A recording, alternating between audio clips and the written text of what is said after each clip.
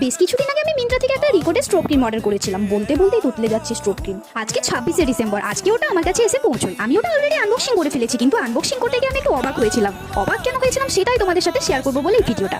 Order করেছিলাম strobe cream, cream তো ঠিকই আছে, কিন্তু সাথে এসছে একটা পেন আর কালারফুল কিছু ফুলের পাপড়ি।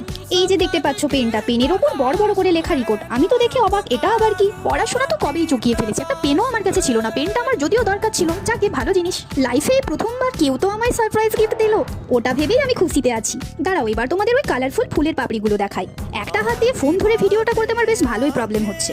আরে কই গেলি রে তোরা, একটু বেরিয়ে আয়, সবাইকে আমি একটু দেখাই ভালো করে। স্ট্রোব ক্রিমটার পরে আমি যখন পেনটা পেলাম, তারপরে বক্সটা আমি ফেলেই দিতে যাচ্ছিলাম, হঠাৎ করে আমার মাথায় এলো দেখি তো আরেকবার ভালো করে। তো তখনই দেখলাম এই ফুলের পাপড়িগুলো আবার বেরিয়ে এলো। চলো তোমাদের কাছে এবার আমি একটা প্রশ্ন রাখি। আচ্ছা, তোমরা কি কখনো অনলাইনে কিছু অর্ডার করে এরকম টাইপের অদ্ভুত ফ্রি গিফট পেয়েছো? কমেন্ট করে অবশ্যই জানিও, নাকি রিকোড এটা সবাইকেই পাঠিয়ে থাকে।